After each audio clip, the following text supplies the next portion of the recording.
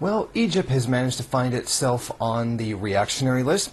Egyptian President Mohamed Morsi called for Syria to be invaded while the Non-Aligned Movement Summit was actually taking place. It was hosted by Assad's Shiite ally, Iran. Now, this is what he had to say. The bloodshed in Syria is our responsibility on all our shoulders, and we have to know that the bloodshed cannot stop without effective interference from all of us.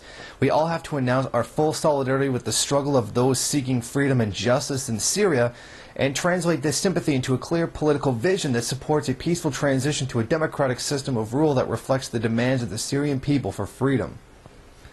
Now, as one can obviously expect, this provoked a great deal of anger out of Syria. In fact, Syria's foreign minister accused him of trying to incite further bloodshed before storming out of the meeting.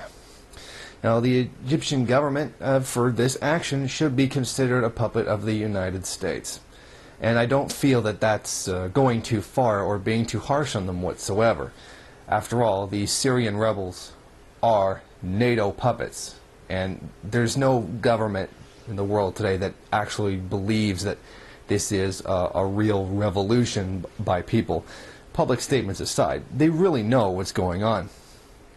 Now, I say also a puppet because currently, right now, the Egyptian government, which has just barely gotten into office, by that I mean time, it's just gotten into office, has gone ahead and decided to seek a multi-billion-dollar loan from the International Monetary Fund.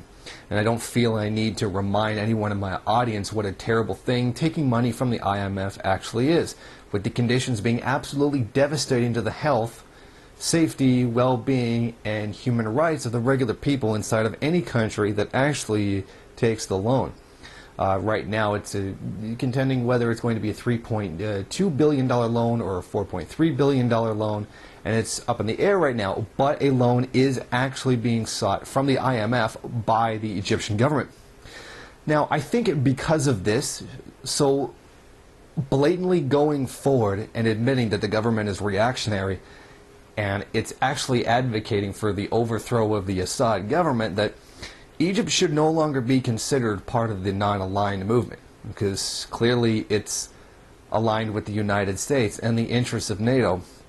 Also, I don't think Egypt, unfortunately for the Egyptian people, the Egyptian government should no longer be considered anti-imperialist, because quite frankly, when you run around backing up imperialist powers and trying to take loans to screw over your own population, you really don't have any right to call yourself an anti-imperialist.